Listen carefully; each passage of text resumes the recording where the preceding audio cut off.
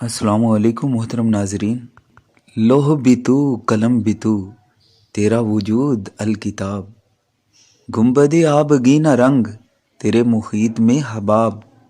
پیش خدمت ہے علامہ محمد اقبال کا مشہور نعتیہ کلام اور اس کی تشریح۔ لوح بھی تو قلم بھی تو، تیرا وجود الکتاب، گنبد آبگینہ رنگ تیرے محیط میں حباب۔ اب اس شعر کی تشریح۔ اے میرے محبوب آپ سب کچھ ہیں، یعنی سب کچھ آپ ہی کے وجود مسعود کی بدولت عالم وجود میں آیا۔ اگر آپ نہ ہوتے تو نہ لوح ہوتی، نہ قلم ہوتا اور نہ کتاب ہوتی۔ اور آپ کی شان کا اندازہ اس بات سے ہو سکتا ہے کہ یہ آسمان جس کے طول و عرض کا کچھ پتہ نہیں ہے، آپ صلی اللہ علیہ وآلہ وسلم کے محیط وجود کے سامنے اس کی حقیقت ایسی ہے جیسے سمندر کے مقابلے میں ایک حقیر بلبلا۔ لوح تختی کو کہتی ہیں اور قلم جس سے تختی پہ لکھا جاتا ہے۔ الکتاب سے مراد قرآن حکیم۔ آسمان کو گنبد کہا گیا ہے، آبگینہ رنگ نیلے رنگ کا، آبگینے کے رنگ کا، قیمتی موتی کے رنگ کا۔ محیط سے مراد وسعت ہے اور حباب بلبلے کو کہتے ہیں۔ بلبلے کا وجود عارضی ہوتا ہے جبکہ سمندر اپنی وسعتوں سمیت ایک مستقل حقیقت ہے۔ عالم آب و خاک میں تیرے ظہور سے فروغ، ذرہ ریگ کو دیا تو نے طلوع آفتاب۔ اقبال کہتے ہیں اس کائنات کو آپ صلی اللہ علیہ وآلہ وسلم ہی کے ظہور سے فروغ حاصل ہوا۔ اس عالم رنگ و بو میں رونق آپ ہی کے دم قدم سے ہے۔ یہ آپ صلی اللہ علیہ وآلہ وسلم ہی کی برکت کے طفیل ہوا کہ کمزوروں اور محکوموں کی قسمت جاگ اٹھی، یعنی جو ریت کے ذرے تھے وہ آفتاب کی طرح طلوع ہو کر چمکے۔ آپ کے طفیل اور آپ کی نظر کرم کے صدقے بلال حبشی جو ایک غلام تھے وہ سیدنا بلال بن گئے، اور حضرت بلال کو حضرت عمر فاروق رضی اللہ تعالی عنہ جیسے جلیل القدر صحابہ بھی سیدنا بلال کہہ کر پکارتے تھے۔ آپ ہی کی نگاہ کیمیا اثر کا فیض تھا کہ حضرت اسامہ ابن زید اسلامی فوج کے سپہ سالار مقرر ہوئے جو ایک غلام کے بیٹے تھے۔ شوکت سنجر و سلیم تیرے جلال کی نمود، فقر جنید و بایزید تیرا جمال بے نقاب۔ سلطان سنجر اور سلطان سلیم آپ صلی اللہ علیہ وآلہ وسلم کی شان جلال، اور حضرت جنید اور حضرت بایزید آپ صلی اللہ علیہ وآلہ وسلم کی شان جمال کے مظہر ہیں۔ سلطان سنجر سے زیادہ شان و شوکت اور جاہ و جلال والا بادشاہ شاید ہی مشرق نے دیکھا ہو۔ اس کی عظمت و سطوت کا کچھ اندازہ اس بات سے لگایا جا سکتا ہے کہ جب حضرت امام غزالی اس کے دربار میں تشریف لائے تو اس کی شان و شوکت دیکھ کر ان کے بدن میں راشہ طاری ہو گیا۔ اس کے باوجود کہ سلطان نے ان کی انتہائی تعظیم و تکریم کی، تخت شاہی سے اتر کر ان کا استقبال کیا اور انہیں اپنے برابر مسند پر جگہ دی، لیکن اس کے باوجود ہیبت کا اثر دور نہ ہوا۔ تو امام صاحب نے اس قاری سے جو ان کے ہمراہ تھا درخواست کی کہ مجھے کوئی آیت سناؤ۔ قاری چونکہ موقع شناس تھا اس لیے اس نے آیت پڑھی جس کا مفہوم تھا کیا اللہ اپنے بندے کے لیے کافی نہیں ہے؟ تب جا کر ان کا دل قابو میں آیا اور حواس بجا ہوئے۔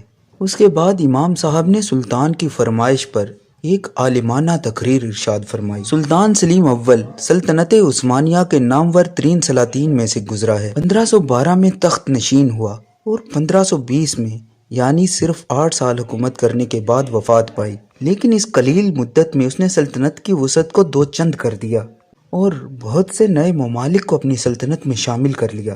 حجاز کی فتح کے بعد اس کو خادم الحرمین الشریفین کا لقب حاصل ہو گیا، اور آخری عباسی خلیفہ متوکل علی اللہ نے جو قاہرہ میں مملوک سلاطین کے زیر سایہ اپنی زندگی گزار رہا تھا، خلافت کے تمام حقوق اسے تفویض کر دیے۔ چنانچہ سلطان سلیم پہلا عثمانی سلطان ہے جو خلیفۃ المسلمین اور خادم الحرمین الشریفین کے لقب سے ملقب ہوا۔ حضرت جنید بغدادی جو صوفیاء کے طبقہ ثانیہ سے تعلق رکھتے ہیں اور سید الطائفہ کے لقب سے مشہور ہیں، بلا شبہ اولیاء کبار میں سے ہیں، اور ان کا نام غائط شہرت کی وجہ سے محتاج تعارف نہیں ہے۔ 3 صدی کے شروع میں بغداد میں پیدا ہوئے، جہاں ان کے والدین نے جو ایرانی نسل تھے مستقل سکونت اختیار کر لی تھی۔ جوانی میں ہی اپنے زہد و تقوی کی بدولت صوفیاء میں بلند مقام حاصل کیا۔ حضرت بایزید بسطامی طبقہ اولیٰ سے تعلق رکھتے ہیں۔ 2 صدی کے آخر میں پیدا ہوئے اور 231 ہجری میں وفات پائی۔ طبقہ صوفیہ میں اتباع شریعت کی وجہ سے ان کا نام ضرب المثل ہو گیا ہے، اور ان کا یہ مقولہ بہت مشہور ہے: شریعت اسلامیہ پر استقامت دکھانا کرامت دکھانے سے بڑھ کر ہے۔ شوق تیرا اگر نہ ہو میری نماز کا امام، میرا قیام بھی حجاب، میرا سجود بھی حجاب۔ اس شعر کی تشریح یہ ہے کہ اگر آپ صلی اللہ علیہ وآلہ وسلم کی محبت، یعنی آپ صلی اللہ علیہ وآلہ وسلم کی اتباع کا جذبہ ارکان شریعت یا عبادات کی بجا آوری کا محرک نہ ہو تو کوئی عبادت اللہ کی بارگاہ میں مقبول نہیں ہو سکتی۔ تیری نگاہ ناز سے دونوں مراد پا گئے، عقل غیاب و جستجو، عشق حضور و اضطراب۔ اقبال کہتے ہیں یہ آپ صلی اللہ علیہ وآلہ وسلم ہی کا تو فیضان ہے کہ عقل اور عشق دونوں اپنی اپنی مراد پا گئے۔ عقل اور عشق دونوں کو اپنی اپنی منزل حاصل ہو گئی۔ عقل غیاب و جستجو کی طالب تھی، یہ دولت اسے مل گئی، اور عشق حضور و اضطراب کا آرزو مند تھا، یہ نعمت اسے عطا ہو گئی۔ واضح ہو کہ ذات عقل کا یہ تقاضا ہے کہ اس میں غیاب اور جستجو یعنی مقصد سے دور رہنا اور تلاش کرنا عقل کی سرشت میں رکھ دیا گیا، اور ذات عشق اس کی مقتضی ہے کہ اس میں حضور اور اضطراب کی کیفیت پائی جائے، یعنی سامنے موجودگی اور بے قراری۔ یہ عشق کا خاصہ ہے۔ یعنی اس شعر کا اگر خلاصہ بیان کیا جائے تو وہ ان الفاظ میں بیان کیا جا سکتا ہے کہ آپ صلی اللہ علیہ وآلہ وسلم ہی کی بدولت ہر شے کو قرار ملا اور اس کو اپنی منزل حاصل ہو گئی۔ تیرا و تار ہے جہاں گردش آفتاب سے، طبع زمانہ تازہ کر جلوائے بے حجاب سے۔